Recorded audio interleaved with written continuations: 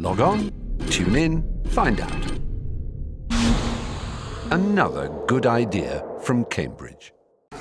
It's a great privilege to welcome back this afternoon Professor Dean Zimmerman, who has taught at a number of universities, including Notre Dame, Syracuse, and more recently Rutgers University, where he is now in the philosophy department and where he is Professor of Philosophy, and until recently was the Director of Graduate Studies, but as we heard yesterday, has now very thankfully given up that particular position, so has now more time for thinking, writing, publishing, and indeed coming over to Cambridge to visit us and talk to us about philosophy. So we're very grateful to Dean for coming all this way, and Dean is going to discuss the philosophy of time with us this afternoon. Thank you very much, Dean. So, I'm going to talk about a certain theological position called open theism, which I find attractive. I'm not going to say much to defend the view, just to describe it, and I'm going to show how it commits us, those of us who hold this view, to a certain view about time, and a view that's sometimes called the A theory, for a reason that will become clear in a moment. And then I'm going to discuss what's regarded by many people as the decisive objection to that theory of time. And that objection involves appeal to relativity. So, first of all, the theory of time that is this problematic theory of time that the open theist is getting sucked into. It's called the A theory. This highly evocative name, just has all this resonance, right? The A theory. Well, it's an arbitrary label that has gotten stuck, we're sort of stuck with by this point. It's due to McTaggart, who made a very, very nice distinction. Oh, again, I saw McTaggart's plaque over there at Trinity College yesterday. He made a very nice distinction between what he called the A determinations of events and times, and the B relations between events and times. And on the handout, I list the basic notions in question here. The A properties are pastness, presentness, and futurity. And the B relations are earlier than, later than, simultaneous with. And obviously these are larger families. There are further notions you can build out of these. There's metrical notions of, further in the future by a year, that sort of thing. But these are the basic temporal concepts. And it's interesting that, well, for one thing, you can know all the B facts, so to speak, without knowing what time it is now. You need some A properties. You need to know where the A properties are in order to know what time it is now. Now, there's two radically different views that metaphysicians have taken about the relative importance of A properties and B relations. Some philosophers posit an objective distinction between what is present and what is past and what is future, and so they're naturally called A theorists. They say, this is on the handout, that there's objective facts about which events and things have which A properties. And their possession of these A properties is not merely relative to some other temporal thing, like a time or an utterance. So it's not, so when I say this lecture is happening now, or at present, this lecture is presently occurring, I'm not just saying this lecture is happening at the same time as this very word coming out of my mouth.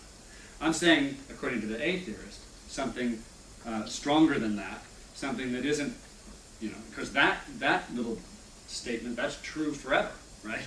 This lecture is happening at the same time as this utterance. That'll always be true.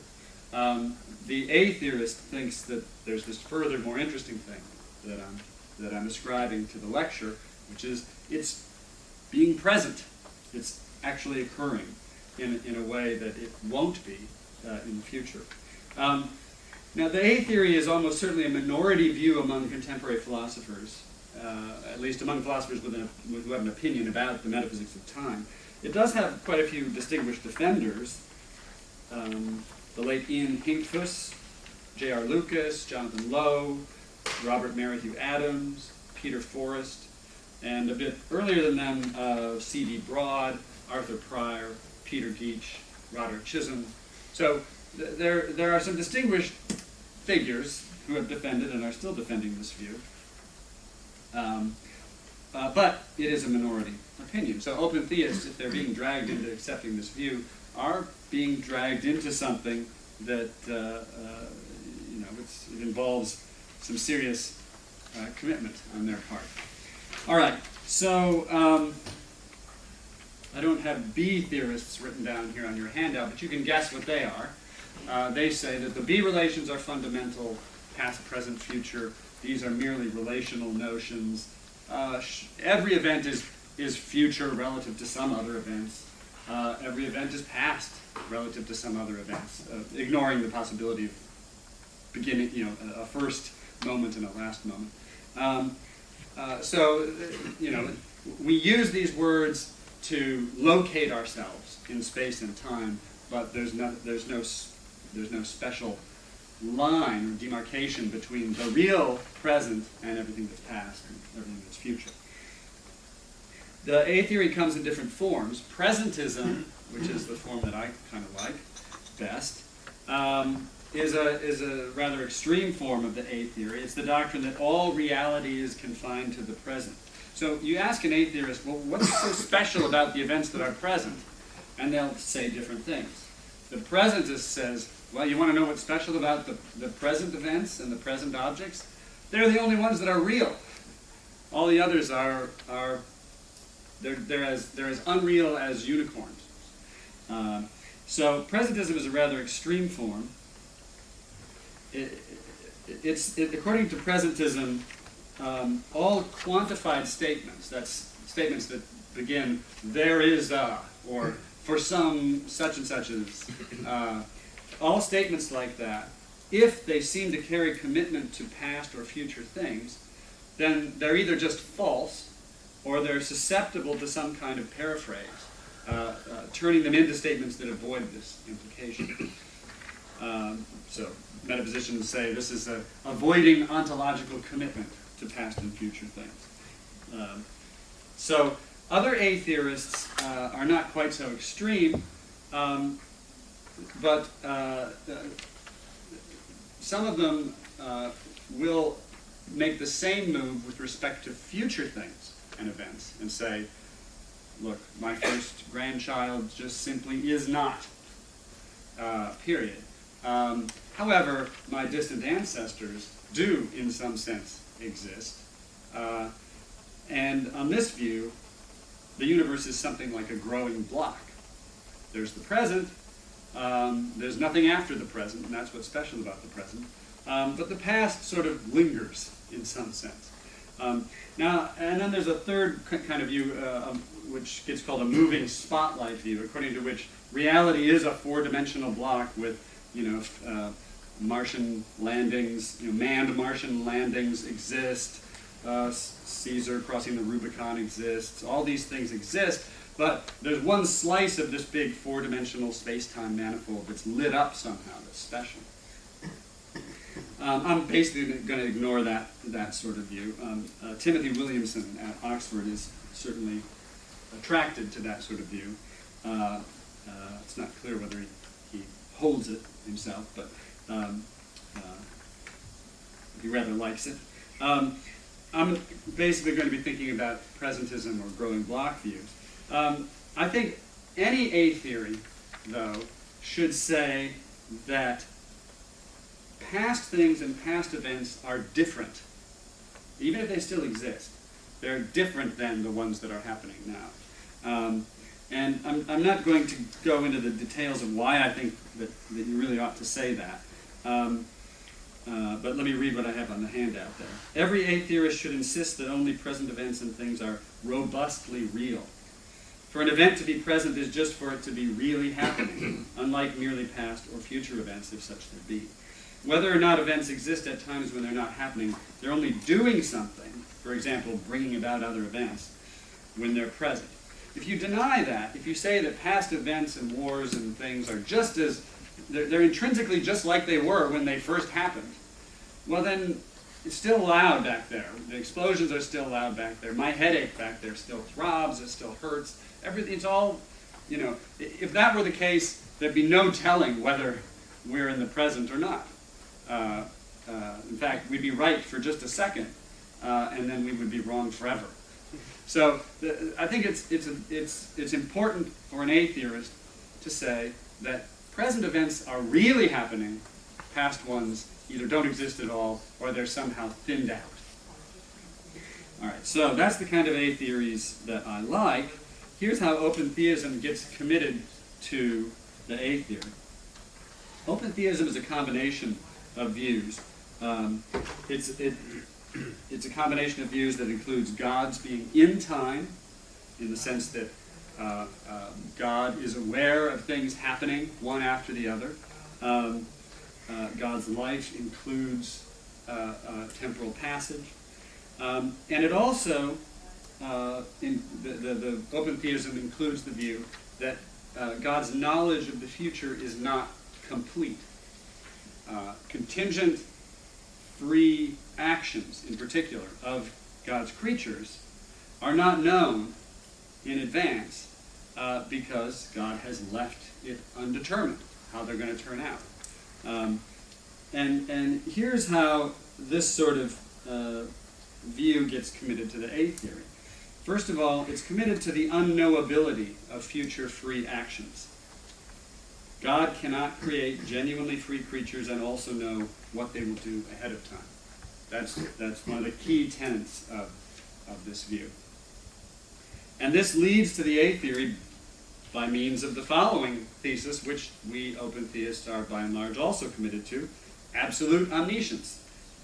If there's a proposition that's true, then God knows it. And you can see how you put these two together and you get the result that there are propositions describing future free actions of mine that will become true but are not now true. So the A theorist posits an objective distinction between past, present, and future. It says that there's a fact of the matter about what's really happening and what's merely past or future, and this fact isn't merely relative to a time. In order to maintain such a position, the A theorist has to hold that some of the most fundamental truths are only temporarily true. They're propositions like, this lecture is happening. Well, that proposition is flat out true. Not just true relative to this moment, true relative to this conversation, whatever. It's just flat out true. But it had better not always be true, right? Or, you'll be tired enough after 55 minutes of this. So on pain of freezing the present at a moment, the A theorist is committed to propositions which are flat out true, but then go false. Since God, according to the open theist, knows all the true propositions, he knows what is true now, and he's always known what is true. And so God himself has been living through the A theorist's present. He's known what propositions are true, and then he's known when they go false. Poor Vernon. Well, you can, at least I'm not at Notre Dame anymore. Notre Dame doesn't have to bear responsibility for these things that I say any longer. Of course, I could point out that I came to believe them while I was there. So, maybe that's just as bad. Okay. So, all right. So that gives you some feel for the views and why open theism drags you into the A theory. Now let me say a few things about theories about the nature of space-time, a little bit of background about the status of the space-time manifold, what the A theorist should think, in particular what the presentist should think about the nature of this manifold, before we see how a conflict with relativity emerges. A Newtonian theory about space and space-time. On the one hand, And special and general relativity, on the other hand, these are theories on the face of it about the structure of a certain kind of manifold, a set of things that have some sort of geometrical relations amongst them. And the things in question are possible locations of events. And events can be separated by spatial distances. They can be separated by temporal distances. And what we need the manifold to do is to have mathematically precise relations among these so that we can formulate laws that are mathematically precise.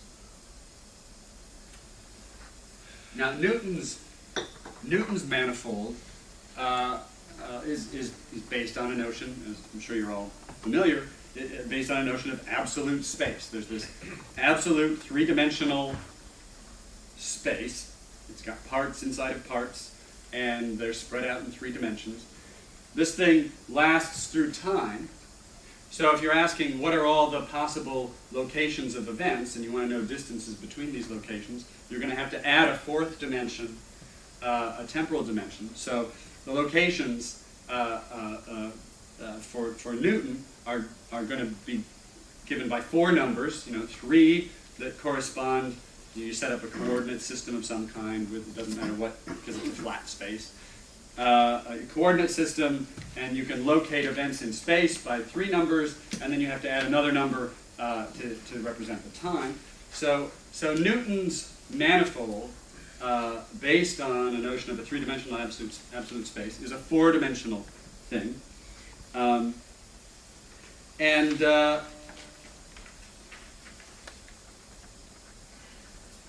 The manifolds of special and general relativity are quite different.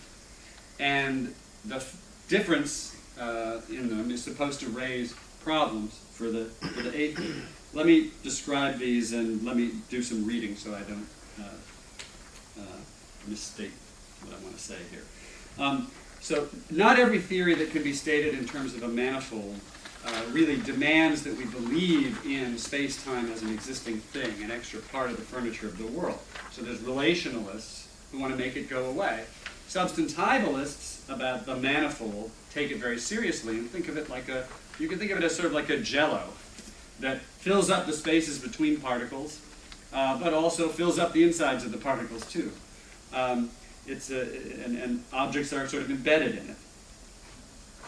The theories of motion that I'm going to be talking about, Newton's and Einstein's, appeal to structural features internal to space-time itself, and these structural features play a crucial role in the explanations of why objects move as they do. And I'm going to assume what I think a lot of people, a lot of philosophers of physics seem to assume, that the manifolds described by these theories have to be real entities with real intrinsic structure to them. Relationalism is not an option. Now that's a very controversial claim, but I think especially in general relativity, it's very difficult to see how you're going to make a relationalism work. I mean, you might say, well, there isn't a thing called space-time and made out of points and so on, but there's a metrical field that has to be defined everywhere. And I don't know, by my lights, this metrical field is sort of substantival space-time under another name. So I'm going to assume that substantivalism is right as a view about the nature of space-time. It's like a big jello, and there are relations within it that are described by its metrical properties, the straight lines, the distance relations, and so on. Here's a way to think about a space-time manifold, Newton's space-time manifold, in an infinitely large universe. Imagine a set of points that are an infinitely large 3-dimensional Euclidean space. Boom, there it is. Now imagine another one of those, different one, and then another one, different one. Okay, a whole bunch. Now imagine infinitely many of those lined up in a certain direction, and call that direction the temporal direction. there you go. That's a space-time manifold. So that's a way to sort of picture it. Each of those sets of points that make up a three-dimensional space represents the universe at an instant. And different theories of space-time will say different things about the geometry of a manifold like that. Some of them will say those instantaneous three-dimensional spaces aren't Euclidean.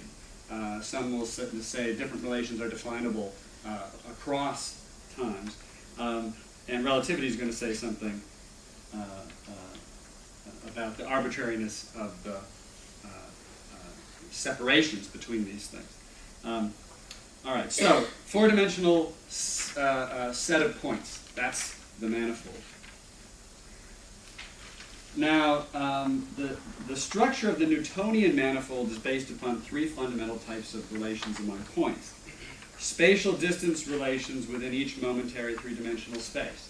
So the universe at each moment, there's distance relations between the points in it. Secondly, temporal distance relations between the points in different spaces. So here's the universe at this instant. Here's the universe at another instant. There's a fact about how far apart they are in time.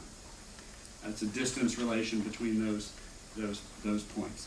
But then there's a further kind which makes us say that Newton's space is absolute.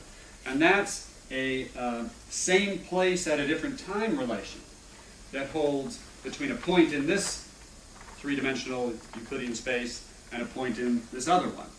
So wherever you are in this three-dimensional Euclidean space over here, you can ask, is this the same location as that one over there?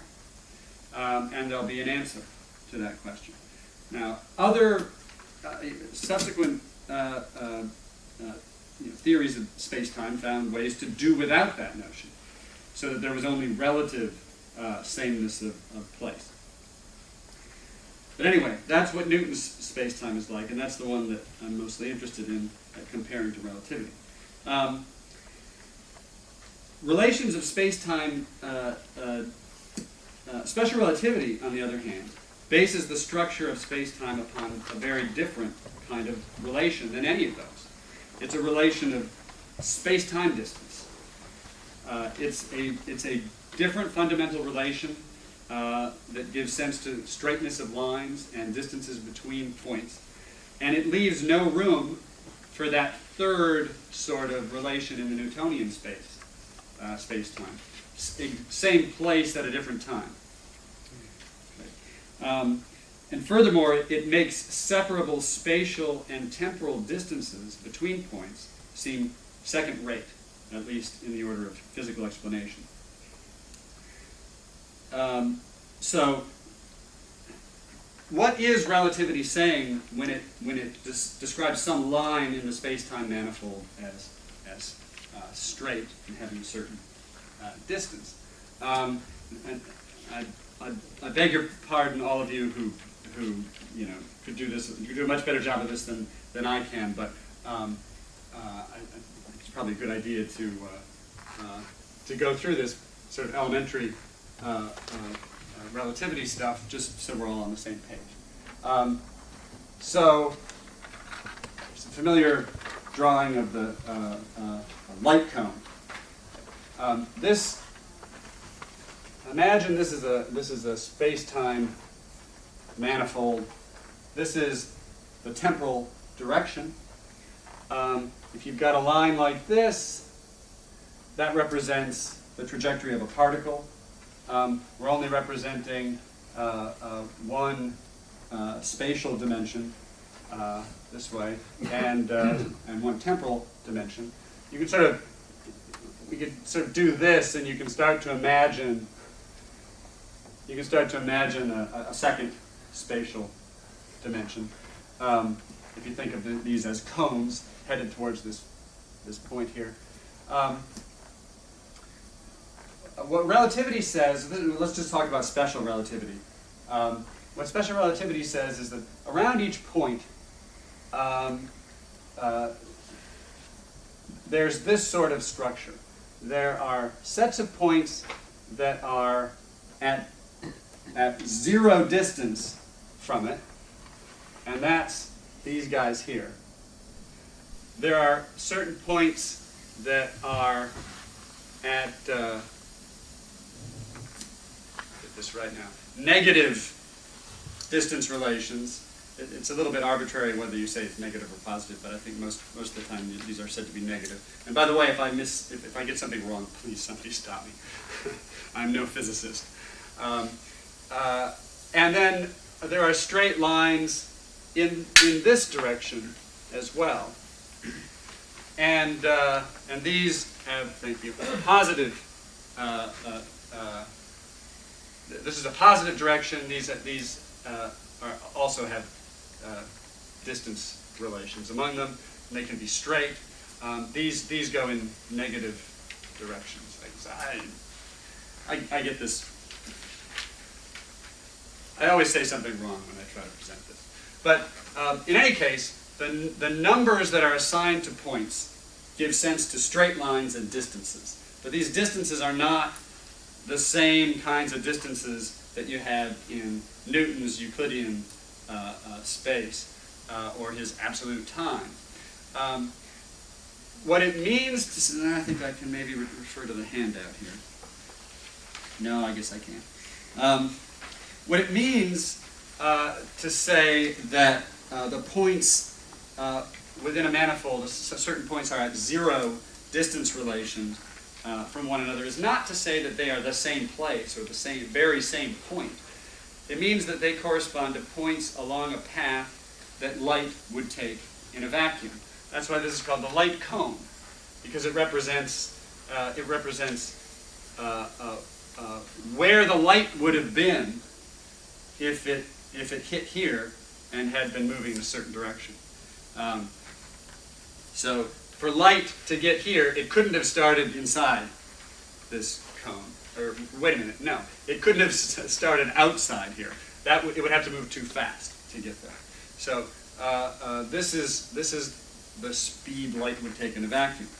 And what does it mean in this sort of diagram to say that points are on a straight line and they are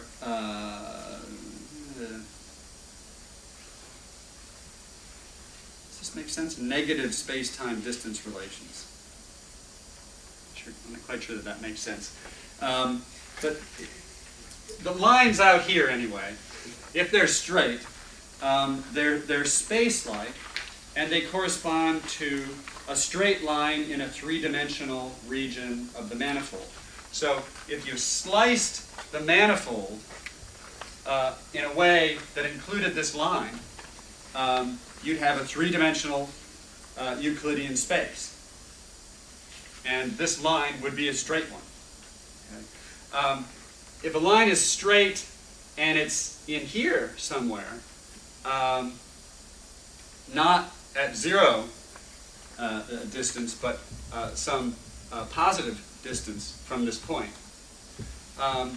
then it would correspond to, if it's straight, it corresponds to the path that a particle would take if it was moving inertially. So what the straight lines in this manifold tell you is, first of all, where light would go if it was in a vacuum. That's what these lines tell you. These straight lines tell you where a particle or some other body would go if there were no forces at work on it. These lines here tell you what would look like a straight line if you were just looking at this slice of the big space-time manifold. And these kinds of facts are very different than the fundamental facts that you get out of Newton's relations. But they're still geometrical. They still have to do with distances, but it's just a different kind of distances. What this enables you to do is to give sort of kinematical, as opposed to dynamical, explanations of certain kinds of motion. if a particle has occupied this stretch here, and there's no forces at work upon it, the natural default thing it's going to do is keep going on that line. And that's a sort of kinematical explanation in terms of default motion. All right. So that's a very different kind of manifold, and it seems closer to the truth. Now, it's not the whole truth. This is a very good description of space-time when there's nothing in it. But it turns out when you throw some matter in, you have to move to general relativity. The space-time cone structure is still basically right, in a sense. On the small, the shape of space-time approximates to this. But on a larger level, things go all haywire. All right. So all of this is, unless I said something wrong, or false, this is meant to be just sort of beginner sort of relativity. All right. Now what? And believe me, it has to be, because that's all I can provide. I'm a humble metaphysician trying to figure out what I should say in response to these arguments from relativity against my pet theory of time. Okay. Now, how should the presentists think about this big manifold? Now we can read on the handout. How should the presentists think about the space-time distance relations between points that underwrite the structure of the relativistic four-dimensional manifold? The relations that are most important for causal purposes are positive and null space-time distance. They underlie space-time's role in telling particles and photons what to do next. So between any points here, there's going to be space-time distances. Between these kind of points, there's going to be space-time distances, and the null distances are going to be between points that are on the surface of light cones.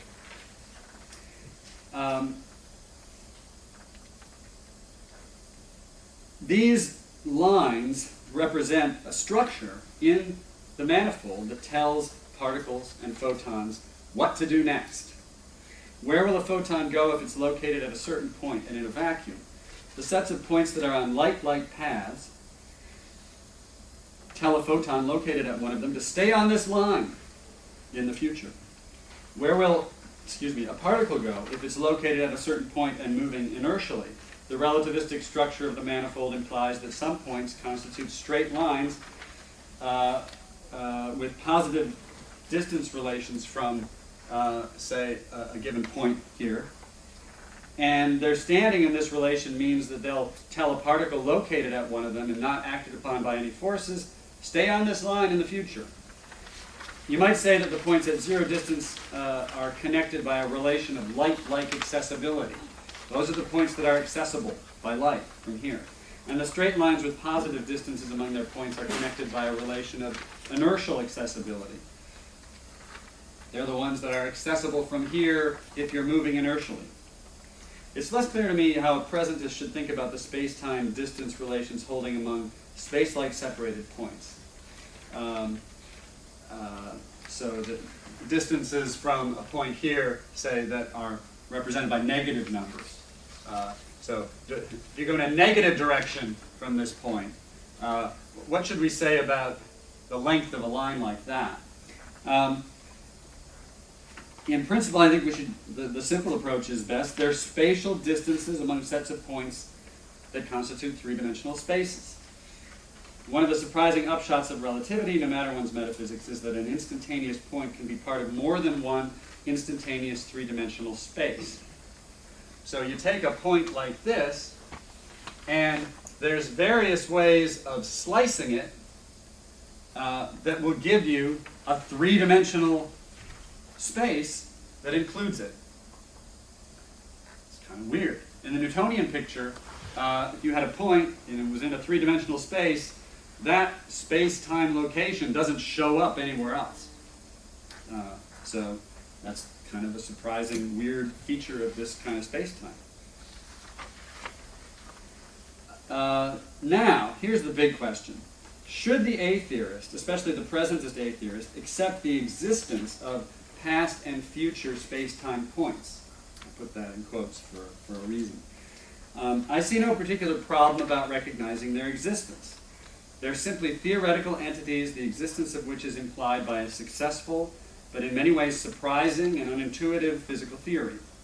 The A-theorist should think of the space-time manifold as a four-dimensional object, one dimension of which has a direction to it, the direction in which things will tend to go over time, though the points along a line in that direction are not literally related by relations of earlier and later.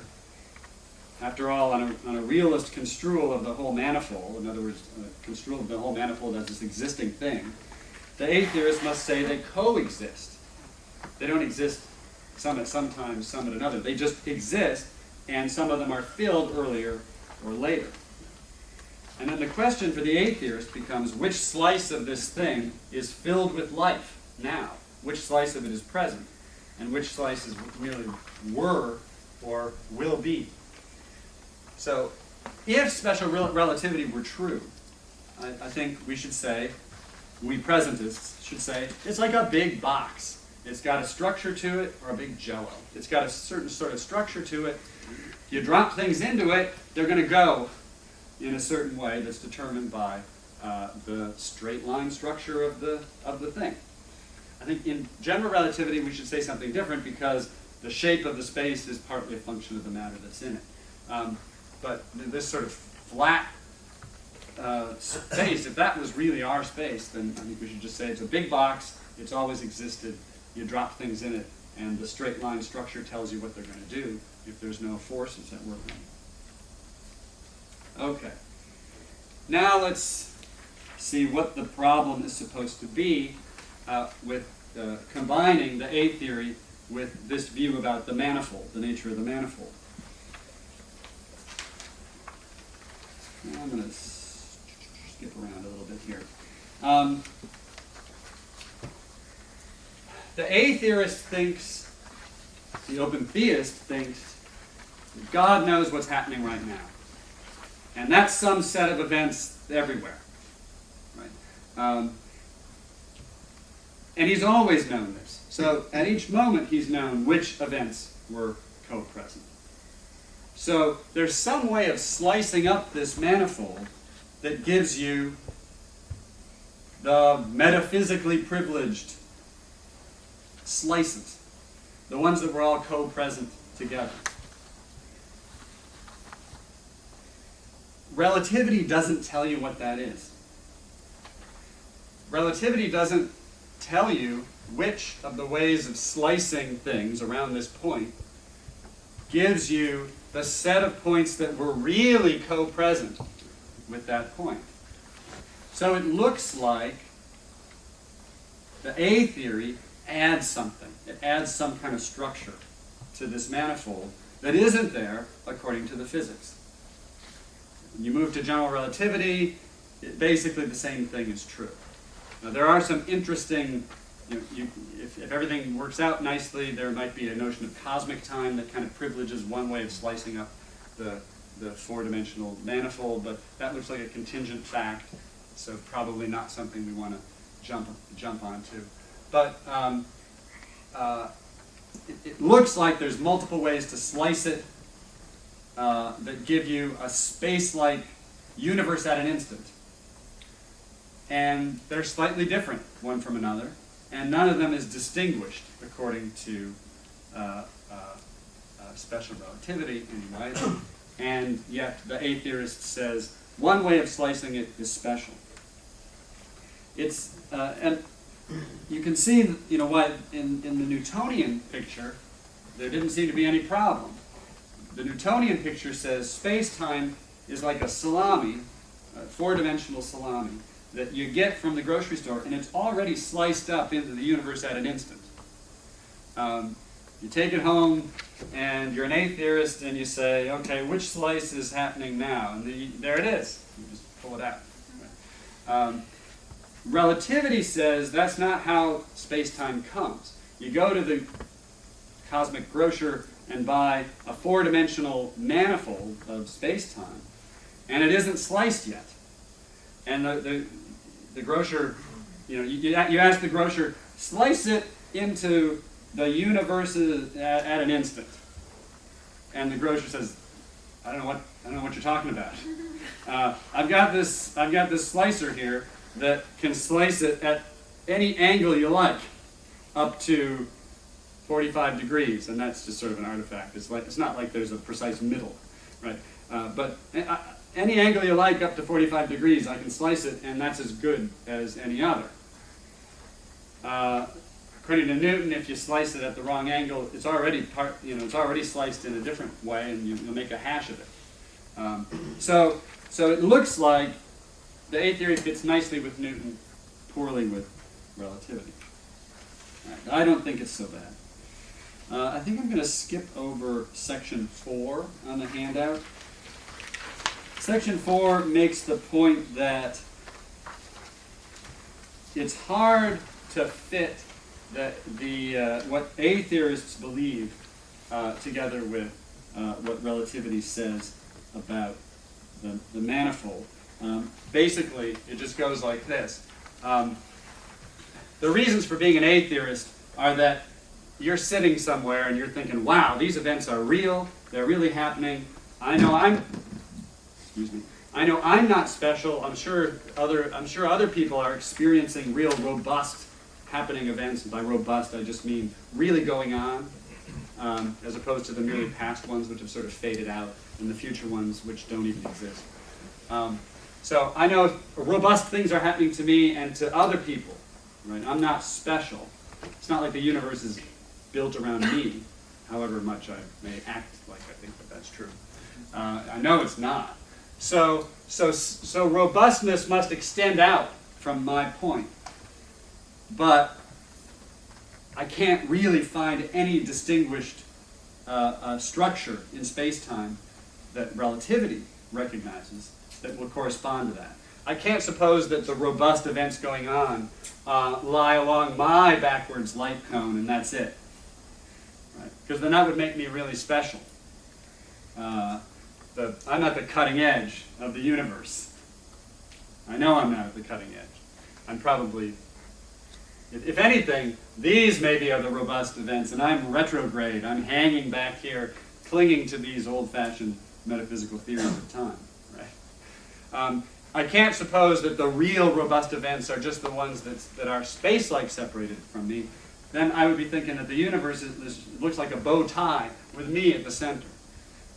So I have to suppose that what's really robustly going on extends out from me in a plane of some kind, and relativity doesn't tell me where it is. All right, next section.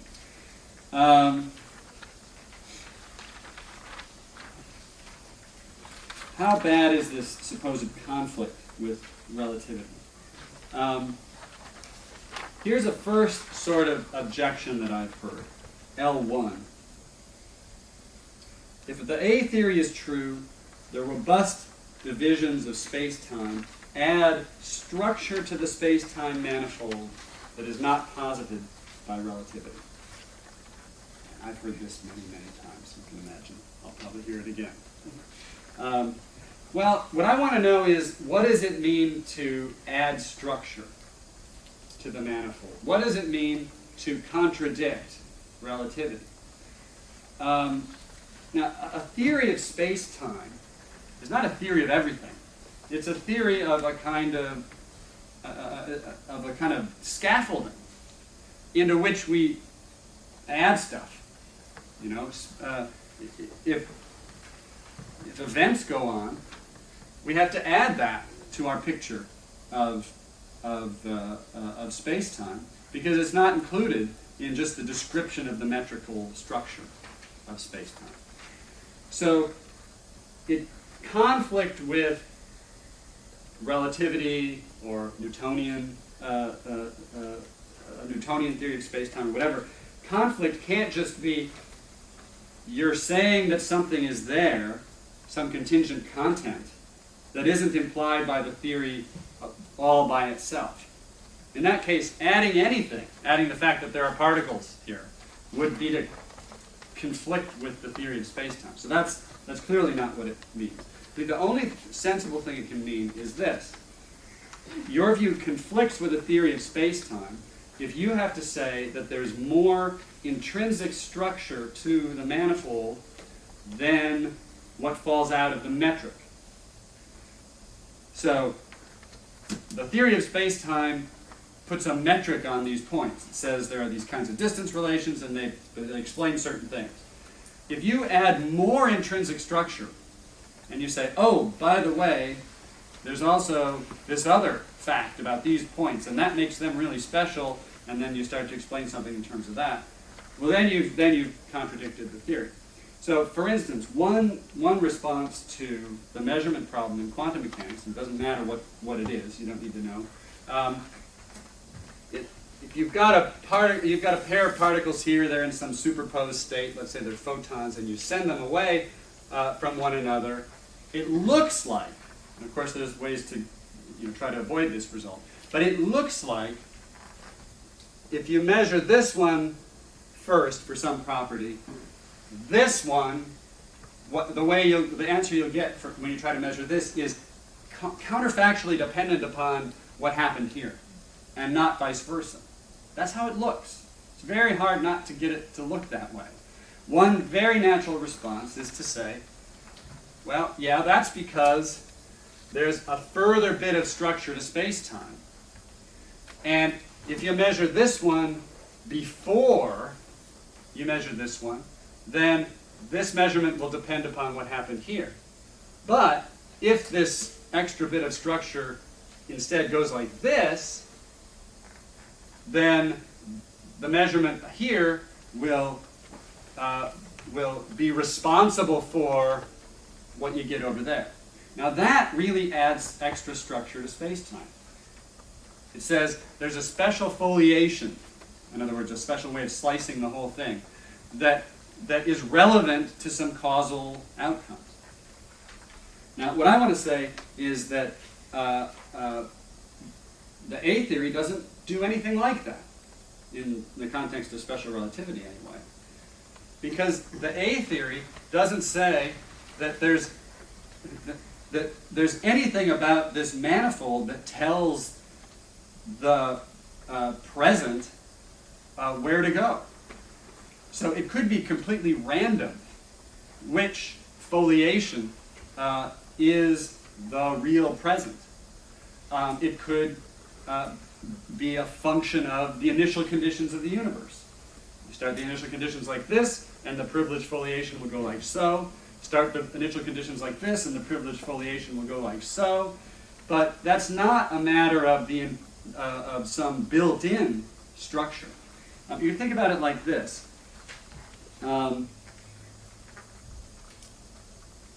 Think about, I may have to just let this be the end. Think about Newtonian space-time and a kind of, I don't know if this is real Aristotelian space-time, but what I'm thinking of as Aristotelian space-time. Let's say Aristotelian space-time has all of the structure of Newtonian space-time. Temporal relations, same place as, and so on. Plus it's got this extra thing. Some directions are up and others are down. And you can go anywhere in the universe and ask, is that up or is this up? Right.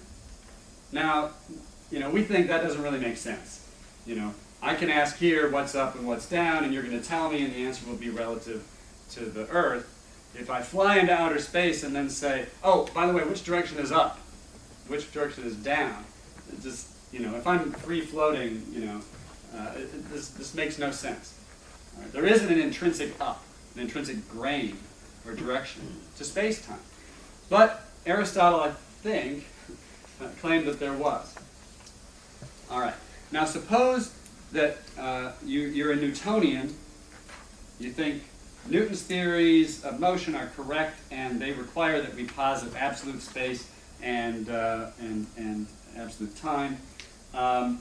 And you're looking around the universe and you discover, wow, everything's moving like this.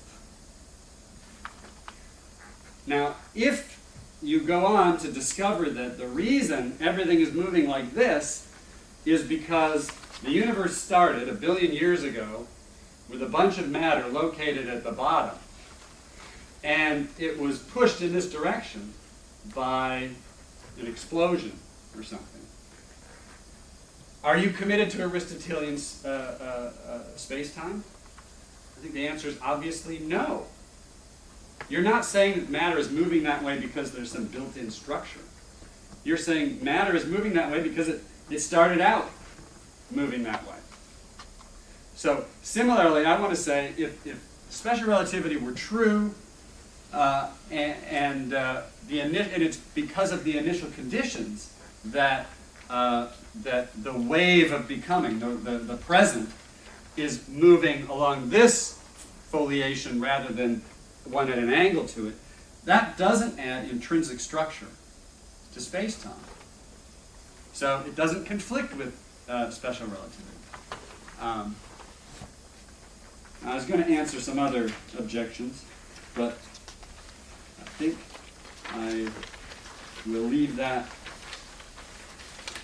to the question time. If someone would please read ahead and ask me these questions, I'll have answers. Otherwise, I can't promise you anything. Thanks.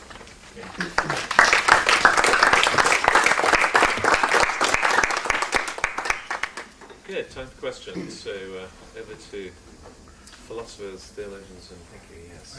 Are you trying to get at the point that God exists only in the present in some way? Are you saying yes. something about God? I'm saying that, yes. Because everything only exists in the present.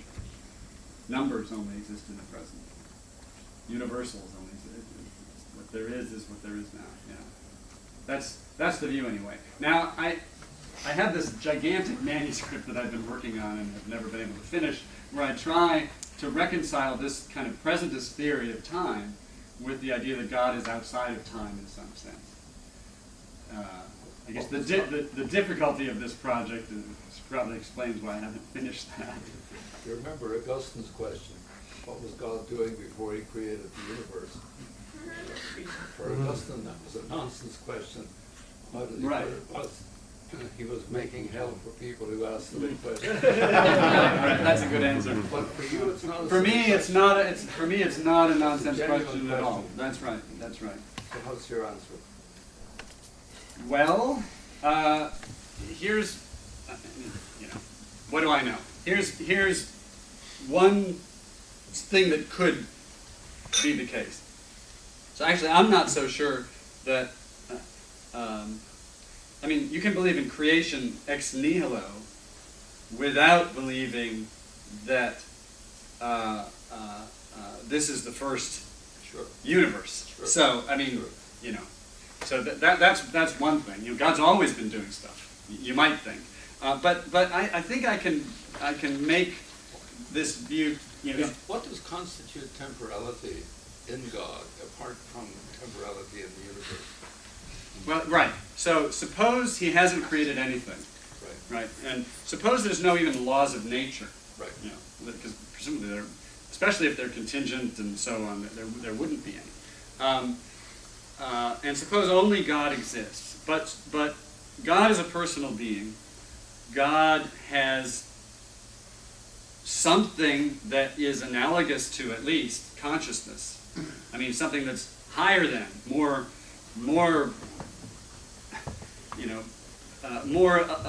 illuminating than consciousness. Now suppose any consciousness or conscious experience is essentially temporally extended. It has length to it, even if it's not a determinate length. So I think that in the absence of laws of nature, there wouldn't be metrical facts about temporal length. But there still could be events, like God's awareness of himself, God's love, love amongst the persons of the Trinity, whatever. Those sorts of mental events could exist and be temporally extended, but not have precise lengths. Would the implied change on God's part? Could people hear Ernan's question at the back? Can you repeat the So question? I can repeat Can it. you repeat the So, question? Yes. you mean would these conscious experiences of God's constitute change within God? Not necessarily. I mean, it could just be an event of indeterminate length that is God's, the way God is before He creates. No question would arise as to why He created now rather than a little bit later, because this thing doesn't have, this event, this mental event doesn't have a beginning or an end, or even, it's not even divisible. So you have time then without change. Yeah. Yeah, that boggles the mind a bit. But Sorry, we couldn't hear that. Can you repeat the Yeah, question? so Ernan is pointing out that commits me to the existence of a temporal period during which no change occurs, and this, as he says, boggles the mind. True enough. Yeah. Yes, question here. Thanks very much, Dean. I think first a trivial point seems to me the extreme form of the A theory is a bit shaky simply on the intuitive thing, and of course it could be wrong, but that the past does generally seem to have an echo in the trivial way that if you break your leg today, it's still broken tomorrow, etc., etc. That's Right. always the little point I would make there. But a much more general point is I think on the issue of relativity, I mean, first of all, the reason physicists always get a bit edgy once people start talking about a privileged tense, whether it's any tense, past, future, whatever, whichever, is number one, the evidence for both special and general is very, very strong. Very, very strong. I mean, it's as strong as, let's say, evidence for or almost any scientific theory in terms of particle accelerators and what we've seen in special. And number two, it just seemed to me what was missing in the discourse here is the crucial difference between Newtonian and Einstein's relativity is it's very simple. It's very surprising, but it's very simple. It's just that in Newtonian's thing, the stage is just like the blackboard. Space and time are the backdrop, and the players play their little lives out on the backdrop, and it plays no part. Whereas in both special and general, and in special it's particularly easy, if something's moving fast enough, what happens is the 3 dimensions of space get a little bit mixed up with the dimension of time. For example, there's no question an electron moving at half the speed of light has a different experience of time and a truncated experience of one of the space dimensions. And that really happens. It's not some sort of abstract thing. And we can actually measure it, believe it or not, in contraction of space and also elongated lifetime of a particle. Now that's very important because it means that it's dynamic, in other words, space-time plays a role. It's not the backdrop, it actually plays a role. Now it's even worse when it comes to general, because it just means by being there at all, the particle distorts the space-time. Now, the reason that's interesting here is that if you were to posit a sort of a privileged present, it's a really interesting idea. But the problem is, what I missed in the discourse is the whole thing of, in relativity, we always have to worry about what different observers see, and I missed all the little men with their clocks and the trains, I mean, one presumes God is invariant, we want everyone to have the same God, and we want everyone to see more or less the same thing. But, I mean, what constitutes the present is, it's just like the simultaneity problem, which, by the way, you have very nicely here. Even a time interval is totally different for things moving at different speeds, never mind things with different masses. And that throws up a whole range of problems about saying something in the present as in the present being absolute. That's the word I wanted. The whole idea of an absolute time is very, very problematic when you're talking about relativity. And again, you have to add into that the fact that relativity also has a very impressive amount of evidence behind it saying that, as far as we know, the world really is like this. Right. So, well, let me think here. I certainly want to accept all the evidence, and I want to say it's evidence that space-time structure looks like this, not like Newton thought, and that it's this structure that helps explain why things move the way they do, and some of that motion involves relative contractions, right? So these are contracted relative to those. These measuring rods are contracted relative to those. These are contracted relative to those, and so on. But remember that diagram only. That's exactly right for special, but it gets much more complicated with general as well. You see it's the two that really that works perfectly for special relativity, but that wouldn't be valid if we're including the effect of mass as well. Right. I'm That's the whole not vector seeing back. how that makes it worse for the person who thinks that one of these.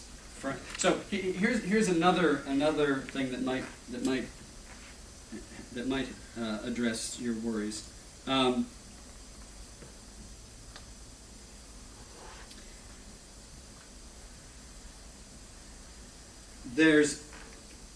There's no a priori reason to think, given my sort of A theory, to think that the real plane of becoming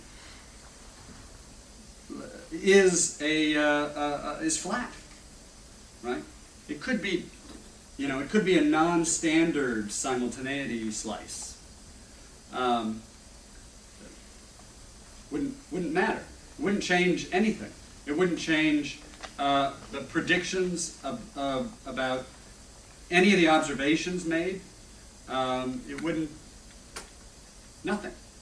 So it's not like, in order to be an A theorist, you have to think that there's a real three-dimensional shape of this object, and then there's all these apparent ones. You don't have to suppose that So one thing I was going to do was sort of describe a neo-Lorentzian sort of view and what it ends up having to say about length, contraction, and time dilation. On that sort of view, one of the planes really is special, and objects which appear to be contracted relative to that plane, they're really contracting. And so there must be forces of some kind at work on them. And objects which are, and if, well, let's see.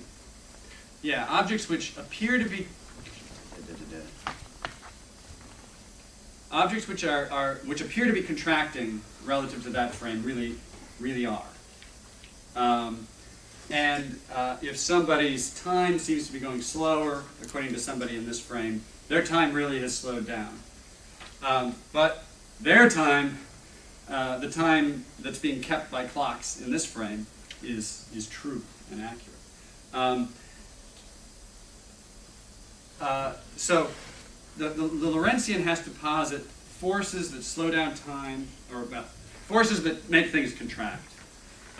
In some cases, but not in others. In special relativity, it's all symmetrical, and you're able to give essentially non-dynamical, kinematical explanations for these phenomena, and that's the beauty of it. That's why people accepted it over the neo-Lorentzian view.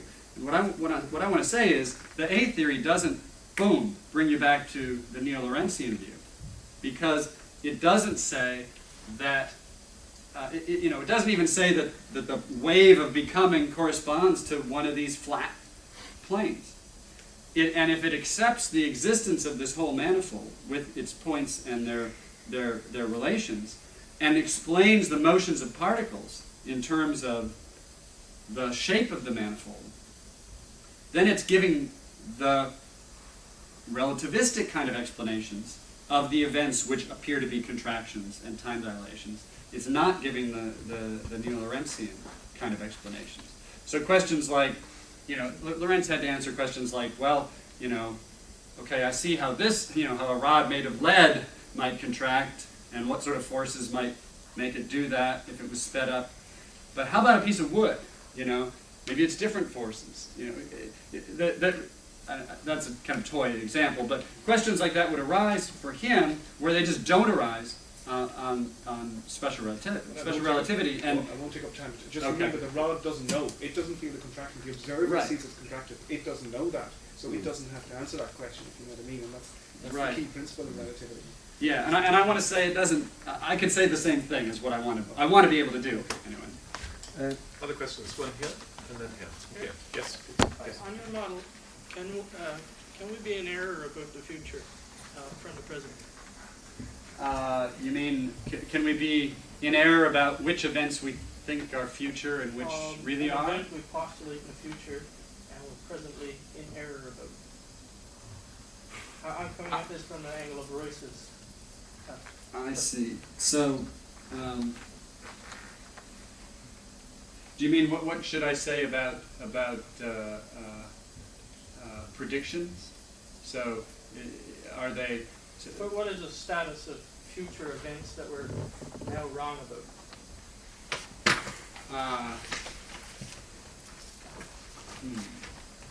Well, I suppose ones that are genuinely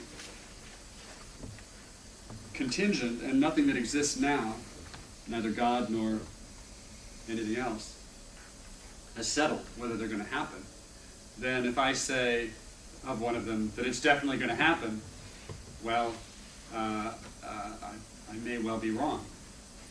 There's no fact of the matter now as to whether it is going to happen, but when the time comes, the proposition that that event happens, it either becomes true or it becomes false. Now, what we should say about my prediction, we should say it was true if it turns out to have been right.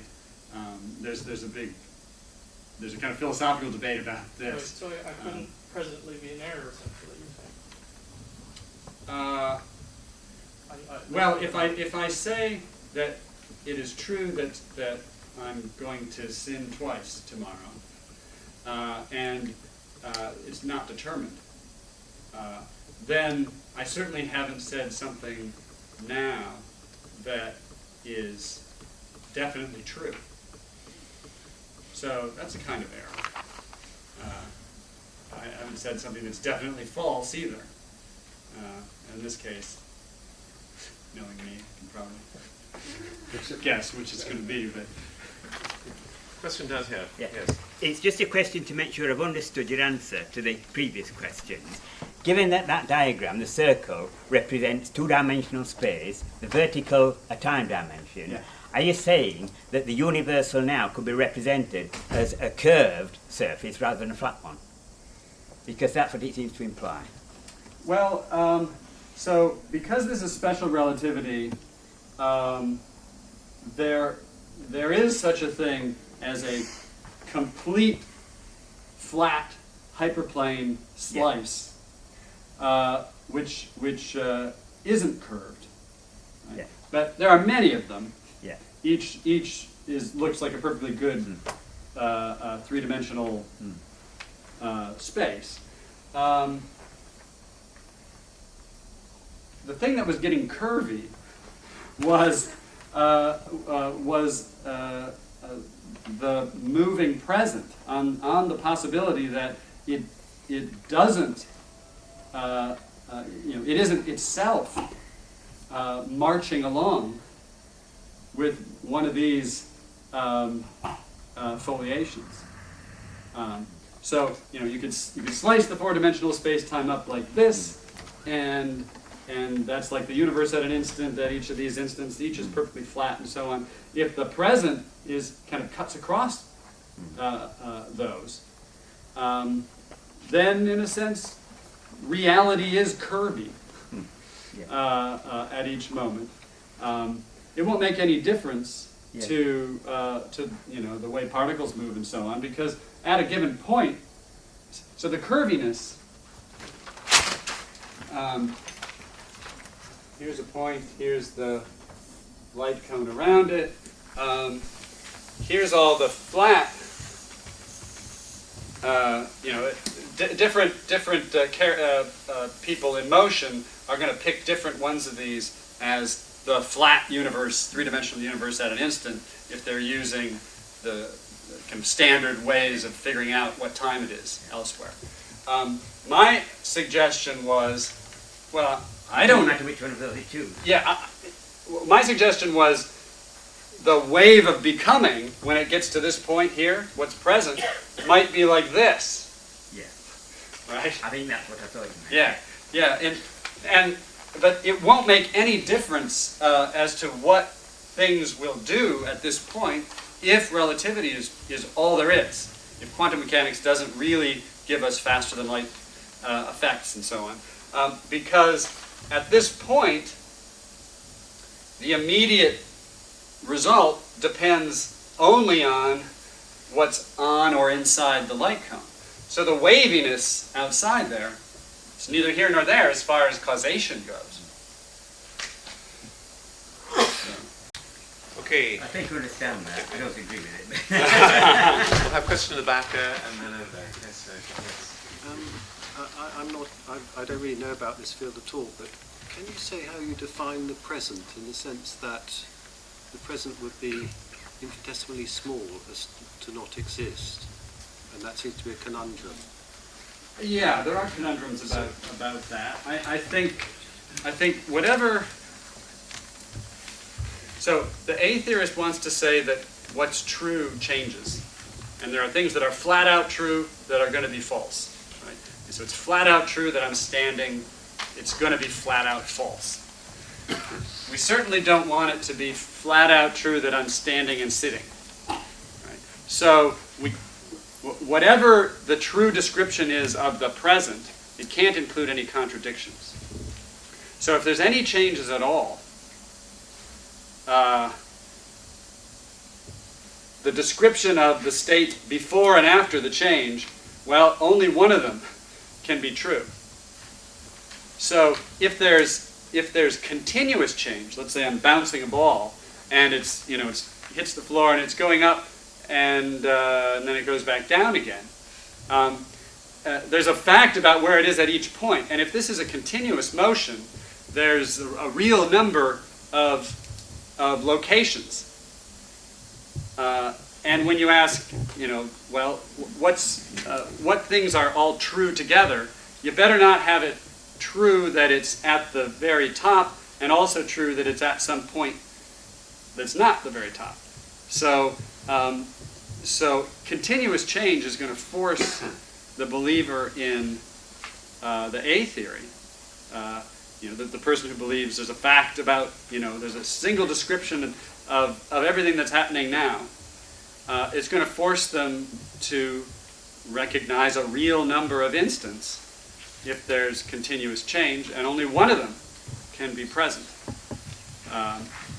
And there are paradoxes about instants. That's certainly true. Question at the back, yes. I certainly agree with you that it's very reassuring as a human being to believe there's a robust, true present right now. But I think that just because we can't get our head around something doesn't mean that it's not true. There may be multiple presents and different kinds of time. And I think quantum theory is very hard to get your head around, and I certainly haven't at all. But we hear about Schrödinger and the fact that a particle can be, I think, both there and not there, or in two different states at the same time. But that kind of also disputes what you're saying. It's not really a clear question, I think.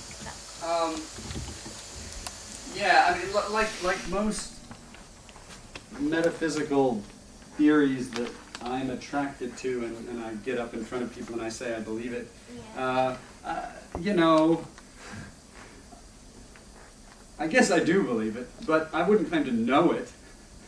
It fits best with a whole bunch of things that I find myself believing and seem commonsensical to me, and I don't see any reason to give it up.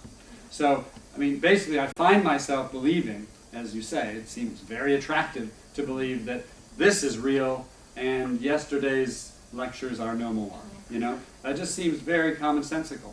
I'm not going to give that up unless you give me a really powerful reason to give it up. I think, that I can accept all this science and not be contradicting relativity and saying, oh no, there's a whole lot more to space-time than, So that's my goal. Now whether I want to say, so I know that it's true, well, I certainly don't. And there are more, there are no doubt views about the nature of space-time that nobody's ever considered, and there's some chance that one of them is right, and it's quite different from this. So I certainly wouldn't want to convey some kind of I've got some super powerful metaphysical insight here that this is true, and bet a lot of money on it. Okay. But now the other question you were asking. Particles, two particles. Particles, right, Yeah. right. So bring on quantum mechanics, I think, because that just helps me. I think because I don't have a copy of it here. There's this wonderful book by my dear friend Tim Maudlin called Quantum Non-Locality and Relativity, I think. And I think he just, unless you go in for many universes and all kinds of nonsense, there's causal influence that's faster than light. I mean, it really looks like that, and it's the most natural reading of it anyway is that there's a privileged foliation and it has causal relevance. Now I know, but read the book. The guy's really smart, and that doesn't prove that the present corresponds to that. But if you throw in some principles about backwards causation being impossible, and I'm willing to plump for those as just a priori, then you get that they do have to coincide. So I think quantum theory, if anything, is likely to help me here. Did we hear you say faster than light there? Yes. Yeah. Question like yes. I'm not sure that I get my relativity right here, but I seem to remember that the coordinates in the four-dimensional space-time are exchangeable. So it doesn't really matter which axis you call the time axis and which ones you call the space axis. In relativity? Yeah. Oh no, it does matter. There's a difference built into the mathematics of the description of the space. Time-like separated points are different. You can tell just by looking at the way numbers are assigned to them than space-like separated points. Right? Yes, that's true, but it doesn't matter which way you draw the coordinates. It's true that time separation is different from spatial separation, but you can still draw. In fact, if I'm stood here and somebody is on a train going 100 miles an hour, their coordinates will be drawn in a different place because the coordinates are drawn depending on your state of rest. So I can draw it relative to my frame of rest, and then if somebody's moving, they draw their coordinates and they're at a different angle. But space and time are certainly distinct, they're not interchangeable. Yeah, yeah. I mean, you can pick any point you want as your point of origin. Call it 0. It doesn't matter. Yeah. But then the space-time intervals have to be the same in every coordinate system. And if a space-time interval is time-like, it's going to be time-like in every coordinatization. Aren't you saying, and I'm not quite sure of this, but so this is a twisted question, but if you limit God, quote unquote, to a certain layer in time, doesn't that also mean that you limit him in space, in the special theory of relativity? That, I mean, if he can't be at different points in time, right? If he's in the present only, as apparently the open theist theory assumes, can he be anywhere at the same time? I mean, can he, put it bluntly, can he be with you and with me at this very moment? Because you're in a different space-time than I am. Well, I mean, if you and I, let's suppose this wavy line is the real present, and this event in your life is on the wavy thing, and this event in my life is there. God is, I think, strictly speaking, not in space at all. He's present to every place in the sense that he's active at every place. He's sustaining everything at every place, and he can directly bring about anything at any place. So he's omnipresent in that sense. But I don't think he's shaped like the universe. Right? I think that's an issue that's sort of independent of the theory of time. Whether you want to say God is as big as the universe and he's shaped exactly like it, I don't want to say that. I don't think I'm forced to say it by accepting this theory about time. What I would say is God is sustaining all the events that are really happening. And he's directly active at each of these places. It happens that when he's directly active helping me resist temptation, he's really active healing your cold, and if I were sending out light signals to figure out what time it is over there at your place, I might actually come up with some event over here. But really, that's what God was doing. That's not what he is doing. What he is doing is this thing here. So as long as you and I coexist, as long as we're both part of reality, there are events in our lives that God is, where God is active in our lives. I'm not positive I grasp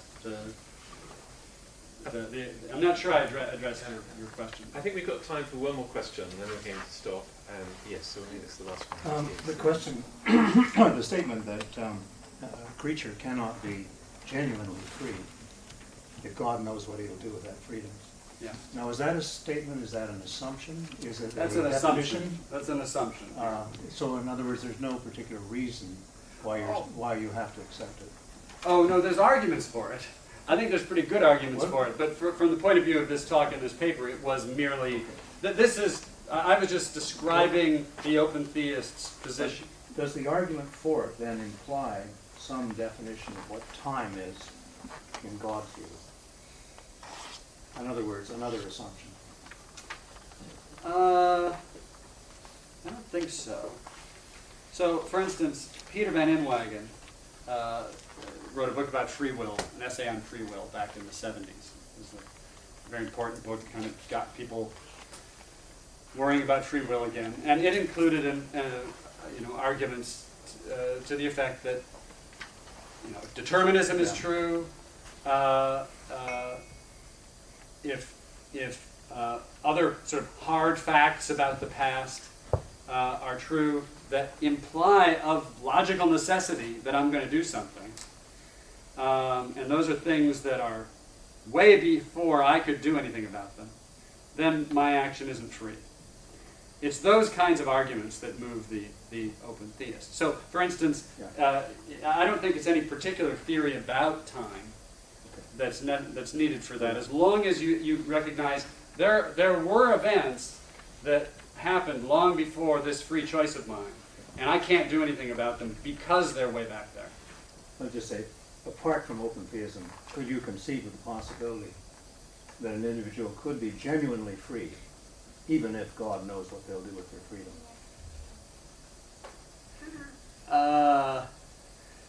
So he knows well in advance. Yeah. In other words, he's so unlike a creature. He's not like a creature. So well, there's one picture. There's one picture of God's knowledge that where I can sort of make sense of this. There's the view that the way we know things is we sort of represent them by means of concepts or something like that, and then they either correspond to the way the world is or they don't correspond to the way the world is. And God's knowledge is direct and intuitive, and so when he knows that Dean is standing and talking, this is a relationship between God and Dean and standing and talking, or a relation between God and the fact itself. Now, you could suppose that God, from the very beginning, sort of is related to every fact at every time. But it's not determinate yet what his belief about you is going to consist in until later, because it's a direct relation to that fact. But that would mean it wouldn't be useful to God ahead of time. Because if the fact hasn't occurred, it's sort of indeterminate what God's belief is. But there are people who hold that sort of view, and it enables them to say that God, even back then, was directly, intuitively related to the fact that you're going to freely do such and such. But his beliefs only become determinate when the event occurs. I can sort of make sense of that. But other than that, I'm at a loss. I think we're definitely going to get back to that topic again on the panel this evening. I do hope you'll put plenty of questions in the transparent box, which is still in the piano. Still has some room in there for more questions. I think Dean's really helped us to stretch our 10 to the 11 neurons and their 10 to the 14 synapses this afternoon, I hope, anyway. So thank you very much, Dean. Thank you.